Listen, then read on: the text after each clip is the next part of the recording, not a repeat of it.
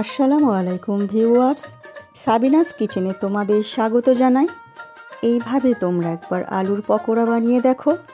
আশা করছি তোমাদের খুবই ভালো লাগবে এবং তোমাদের পরিবারের সকলের খুবই পছন্দ হবে।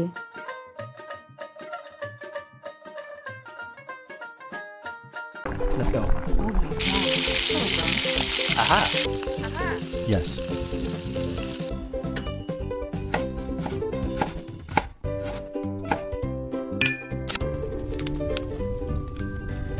Wow. Thank you. আলু সেদ্ধ করে নিয়েছি। আলু সেদ্ধ করে নিয়ে এইভাবে মেখে নেব।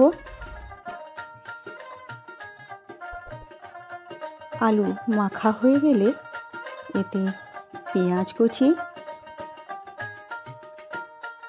কুচি ও কাঁচা লঙ্কা কুচি, যেমন তোমরা ঝাল খাবে তেমন তোমরা ঝাল দিয়ে দিও। বেশি করে পেঁয়াজ কুচি এবং একটি জায়গায় আমি পানি নিয়েছি। বাড়িতে কয়েকটা পাউরুটির টুকরো ছিল যেগুলো বেশ দিন হয়ে গিয়েছিল, তাই এগুলো ফেলে না দিয়ে এগুলো পানিতে এইভাবে ভিজিয়ে হাত দিয়ে চেপে পানিটা বার করে নিয়ে আমি আলুর সঙ্গে দিয়ে দিচ্ছি। বাড়িতে যখন পাউরুটি বেঁচে যায় এইভাবে তোমরা ফেলে দিও না, কাজে লাগে যাবে সব কিছুতে, পকোড়াতে।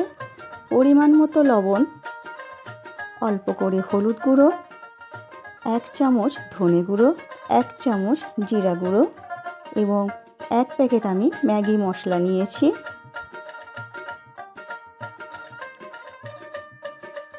সব কিছুকে ভালো করে আমি মাখিয়ে নিচ্ছি।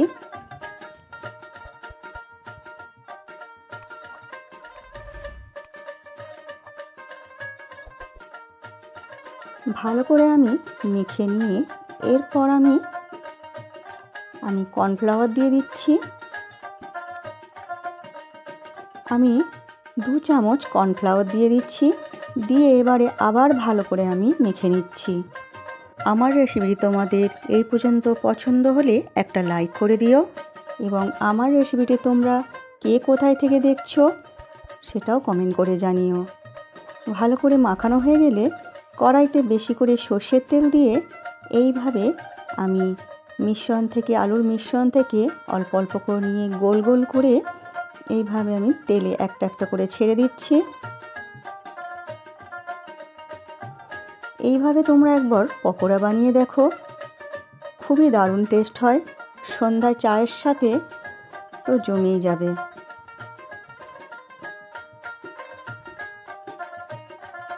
এরপর এক পিঠ হয়ে গেলে এইভাবে উল্টে পাল্টে আমি সব দিকগুলো ভালো করে লাল করে আমি ভেজে নেব। আমার রেসিপিটি তোমাদের ভালো লাগলে কমেন্ট করে জানিও এবং তোমাদের বন্ধু বান্ধবের মাঝেও শেয়ার করে দিও। আমি মিডিয়াম আঁচে বেশ কিছুক্ষণ ধরে এইভাবে উল্টে পাল্টে আমি সব দিক ঘুরিয়ে ঘুরিয়ে আমি সব দিক লাল করে ভেজে নিচ্ছি। তোমরা এইভাবে সমস্ত পকোড়াগুলো ভেজে নিও। ভাজা হয়ে গেলে এরপর আমি তুলে নিচ্ছি তেল ঝরিয়ে।